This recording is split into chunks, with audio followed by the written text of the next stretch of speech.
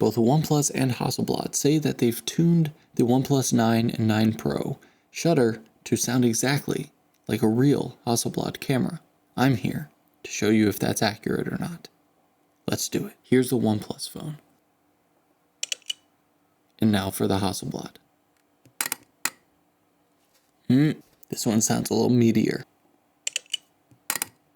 Now you guys know. That's all you need to see, right? You don't need to see any photo stills or anything. That's about all you need. Oh, hello there. Today is going to be a really exciting one because we are going to be putting head-to-head two Hasselblad cameras in two very different devices. You see, ever since OnePlus announced their partnership with Hasselblad, I was always curious, how does it stack up against an actual Hasselblad camera? And I didn't really see anyone else make that video, so I reached out to the awesome people over at 𝗦𝗧𝗨𝗙𝗙 and they hooked me up with a Hasselblad X1D Mark II 50C, almost as long of names as Blackmagic. Now yes, this is one of those videos where right off the bat you're thinking, okay, how does a, handful, hundred, whatever phone compared to a actual nearly $10,000 kit, medium format camera stack up and compare? How is that remotely fair? Well, it's not. But when companies like OnePlus constantly create these advertising and marketing campaigns talking about how they've worked very closely with Hasselblad to work on the color science, to work on the resolution and the post-processing and all these things, the only way to truly test is to set up a photo shoot and compare the two. So right before we jump into it, again, I just want to give a quick shout out to Lens Rentals for hooking me up with the Hasselblad, making this video possible. So if you guys want to learn more about their extensive library of different camera gear and video gear to rent from, you should check them out in the link in the description down below. Now let's get on with the video. So I talked about this in my first OnePlus 9 Pro review, where I was talking about how Hasselblad cameras aren't really the run and gun sort of thing. And so we're going to be testing kind of a studio setup. Also going to be photographing what I think is some of the hardest products to photograph, and that is glass and bottles. Now I picked these, one, because they're not very easy to photograph, so it's a fun challenge for myself. I haven't done it in many years, but also because I know that it will give us kind of a good two-step workflow, so to speak, to see how these cameras actually line up. Because you have one, which is taking the shot, lighting it, how will it do in a high contrast kind of scenario. But then photographs like this, 100% you need to take into Photoshop and do some post work on it to clean up all the little fingerprints, little dust, maybe straighten up any lines going on. And so we'll be able to see how well you can edit a raw photo off the OnePlus 9, as well as, of course, editing off the Hasselblad. So we're just gonna kind of make a little set here and see what sort of photos we can get. So definitely the first rule of studio photography or filmmaking is to kill all the house lights. So you can see this light's on, we got some ceiling lights, we got this one that I was just using to fill to create this, and I'm just using a handheld. And the reason you want to do this is because when you start photographing, especially reflective materials like glass, you will see this little ceiling light as a dot on the glass. It will create all sorts of reflections, and you basically want to make your job in post as easy as possible.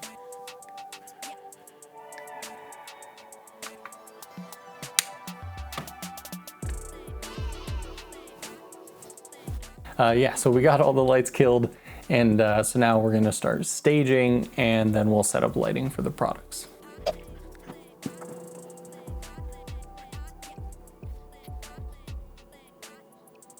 All right, so I'm no professional stager here, but I do have a setup that I generally am liking here. It has been nice just to pull up the phone and kind of take a couple snapshots here. Of course, this isn't lit properly. This is literally purely for composition. But now that we have the composition set up, I'm gonna start creating the lighting. Alrighty, so it is like 12 hours later. Apparently it's literally 2 a.m. right now. So I simplified things a bit. You can see the setup, change the background to kind of this, it's from Replica Surfaces. We have a negative fill on that side, and then our main source of lighting is a Nanlite FS300 behind there, shooting through a softbox. which has 2 layers of diffusion, and then through this big like 4 foot by 6 foot. And this would take a lot more lights, flagging and bouncing in order to get one shot that was lit perfectly. So instead I'm gonna go the little bit easier route for shooting, and that's going to be just doing a 3 composite shot. So I have the main shot, and then I'm going to hold a little light to expose the label since it's a bit dark because the light is off to the side.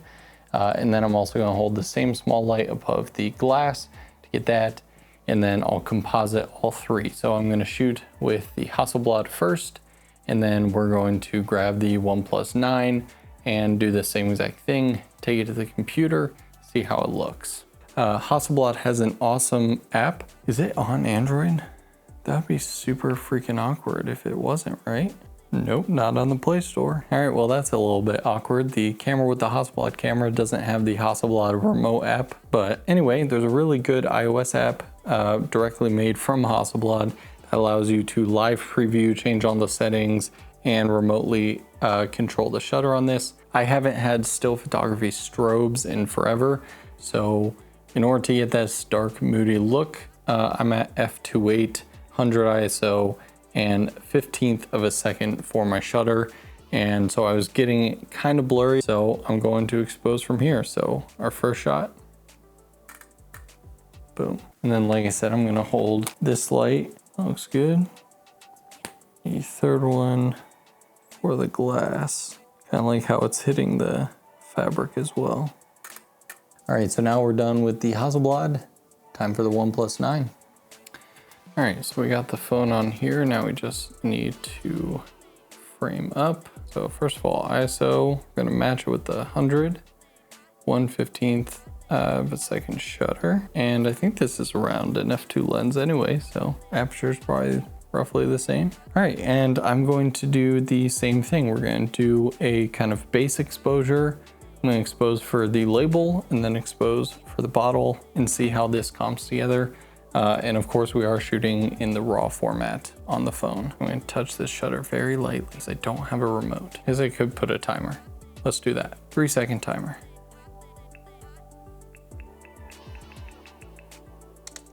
All right, now expose for the label. And expose for the glass. All right, so we have our shots. Now time to get the images off the cameras onto the computer and see if there's any closeness to them. Alrighty, so I've got all the photos imported into the computer, got Photoshop open. Here we have the 3 layers from the OnePlus 9. And then we have the Hasselblad photos here. And I'm sure a lot of you are already seeing a clear difference. Even though they both have relatively wide apertures, the sensor size and the optics on the Hasselblad, obviously, I hope I don't need to say anything else, but let's see how close we can make the 2 blend. All right, let's start on the flip a coin. OnePlus, let's start here. So what I'm going to do, by the way, I'm not a Photoshop professional. I get the job done, and that's what's needed here. I gotta say, for being taken on a phone, and I'm on a 32-inch 4K screen, I'm not really seeing any artifact. The resolution is pretty solid. By the way, I am so dumb by not moving this closer. Thought I was pretty close. And then comparing it to the Hasselblad, not so much. Yeah, I think I'm just gonna... All right, so we got that comp in there. And honestly, that makes the label look pretty good as well. All right, so now we have those 3 things comped in. So we have our base layer, we have our label, and we got this. What I'm going to do is actually do a quick merge of the 3 and then go in for cleanup. Again, this is not how I would do client work. It would take a lot more time, and I wouldn't be doing mergers like this, because if you have to go back, you're kind of screwed. But we're going for quick and efficient editing right now. Alrighty, with only spending about 5 to 10 minutes on this, here we go. Yeah, this is what we're working with for the OnePlus 9. Honestly, it's not bad. But let's head over to the Hasselblad. Oh my god, that looks so good. All right, and for our base.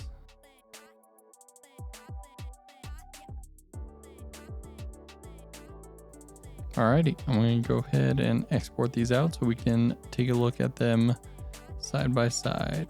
Alrighty, so we can see these two side by side now, and I don't think it's too much of a competition on which one is which. Of course, on the left is the Hasselblad, on the right is the OnePlus. And keep in mind that I did that weird crop thing to save me some time on fixing the background, so that's why the OnePlus looks like extra tall and skinny. But yeah, I think it held up very well. I will say that I didn't mess with any of the colors because I wanted to check if OnePlus was kind of right and that Hasselblad worked really hard on the whole color thing, and the Hasselblad one definitely looks more, a little bit warmer, a little cleaner.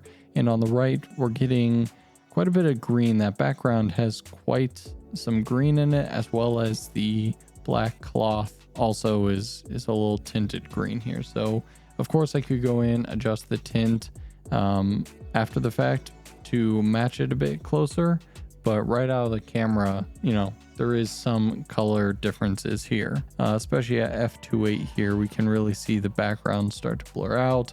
Really nice depth of field, how the label is tack sharp with the bottle, but this has a slight out of focus. You can tell the rim on that's closest to the camera is more out of focus than this rim.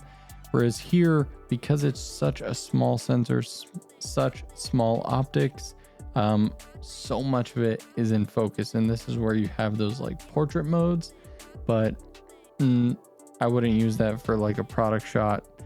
In my personal opinion, at least set up like this, the background I would probably move a lot further away, or try to shoot on a wall or something that's a natural background. Overall, I think it did okay. The OnePlus was my like only camera, and you spent like a couple good solid hours getting proper lighting set up, editing, going through compositing way better than I can.